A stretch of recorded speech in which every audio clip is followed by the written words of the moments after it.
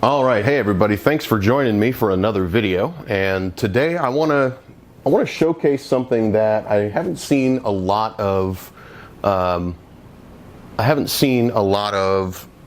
on YouTube, and that is the Yamaha RDS 250. It is a sea scooter for propulsion while diving, actually. And it's really neat. It basically is like a little motor for swimming. So I've had a lot of fun with this. I went diving with it once already, and I've noticed a couple things that I think need to be addressed. So I figured I would make a quick video and talk about it. If you want to see some footage of what this looks like underwater, Yamaha's got some footage on their channel. Just do a search on YouTube for Yamaha Sea Scooter and you'll see some underwater footage of what it looks like to use this. What I wanted to do is highlight a couple of things that the manual doesn't mention and that I think would be useful for those considering buying one, or if you own one, some good things to know. So I'm going to be switching around between a couple of different camera views. So I'm going to give you a close-up look at this. I'll give you a close-up look of the Yamaha right now. It's a pretty nice looking scooter,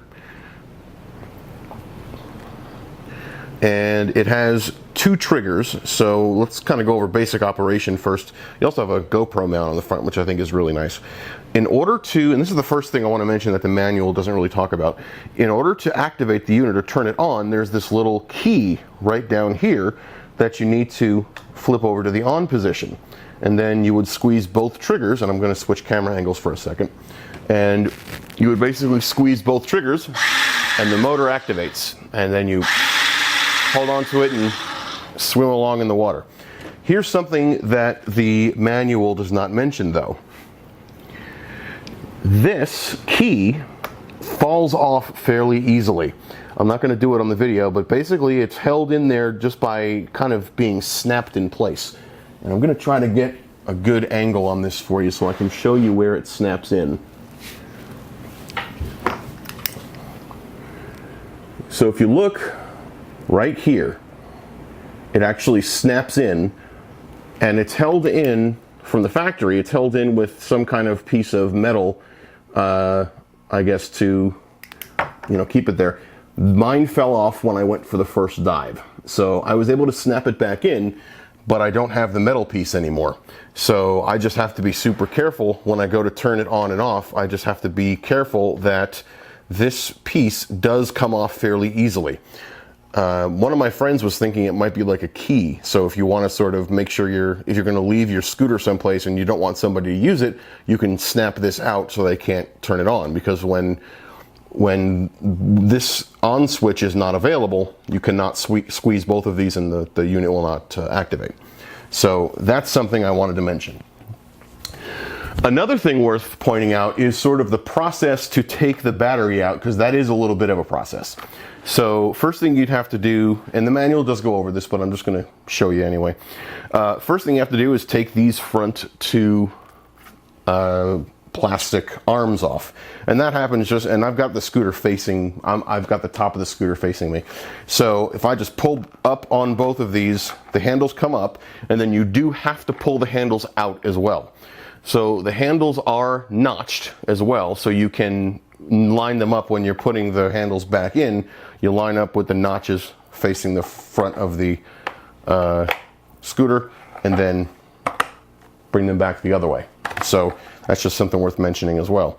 So I'm going to pull these out, set them aside, and then I thought you had to put your fingers in and lift the whole thing out, but just the nose cone comes off. So the nose cone comes off like this, and that reveals your buoyancy chamber. Now, the buoyancy chamber is designed to hold weight, standard diving weights, to help the scooter sink if you're in a buoyant environment. So I was diving with this in freshwater. I have a 4-pound weight in here. It's a little bit more than it needs, I think, but I would rather this be negatively buoyant than positively buoyant. So your mileage may vary, but I would highly recommend when you first take this out, bring it with no weight and do a weight check at the surface. Have some weights nearby if you've got a convenient spot where you can leave them. And then, taking the front nose cone off and getting to the buoyancy chamber is fairly easy. So I would mess with it before your first dive with it, so you can get your weight balance correct. This just lifts right out when you're, when you want to take it out, and then it's a standard screw to just unscrew it. I'm not going to open it, but just unscrew it, and there's your weight chamber in there. So let's set that aside. Now, the battery is in here. So there's a little plug that you would open by turning this. And then the unit will come with a pump. And I'm not going to go through that whole process now, but you basically just put this pump in there, squeeze the pump, and this pops right off, and then your battery compartment is underneath here. The manual does go into that with enough accuracy and detail to make that fairly obvious. Here's the other thing I wanted to show you about this that I think is very important to mention.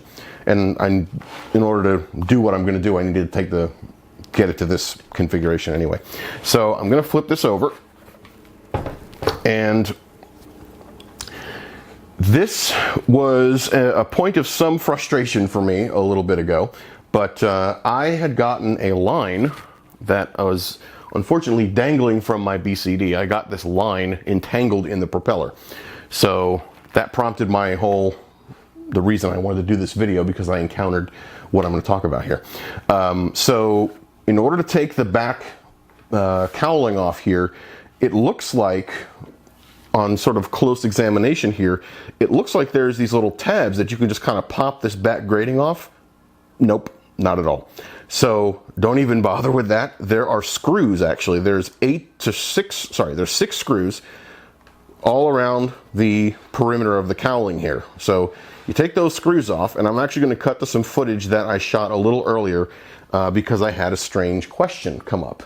And the question being, why are there styrofoam pieces attached to the inner part of where this cowling goes with masking tape? I have no idea why they're supposed to be there. I asked two of the folks that work at my local dive shop. One of them said they're there for buoyancy, and the other one said they're most likely packaging materials. So I've not heard a specific answer as to why they're there, but if any of you have any idea as to why they might be there, please feel free to comment below. I've not been able to get in touch with the manufacturer as of yet, but I left mine in when I put the cowling back on, so I just put a little bit of packing tape there to sort of reinforce them a little bit, because they're really flimsy, getting around in there. So I put some packing tape in there to help secure them a little better, and then put the cowling back on. So those are just a couple of quick things I wanted to show with the RDS 250 here, and I know there's a few other ones in the RDS line. They may be slightly similar, slightly different. I would look at your manual for sure, but this is the 250 one. It goes up to 2.5 miles an hour, which for scuba diving is certainly plenty quick. If you're diving with someone that is not using one of these, it will separate you from them fairly quickly. So just be aware of that, and make sure that if you are diving with a buddy, that they are, number one, they're okay with you diving with this, because obviously you're going to lose them fairly quickly, and then you want to make sure that, if you're going to swim away from them, circle back to them fairly quickly, so if they have a problem or you have a problem, you're not too far away. And then once again, putting this back on, just goes right over here, and you want to make sure that you line up these side pieces here with the holes. You want to make sure you line those up with the receptacles on the inside before you go to put the plastic latches back on, or else they will not fit. And then these just go right on the same way that you took them off.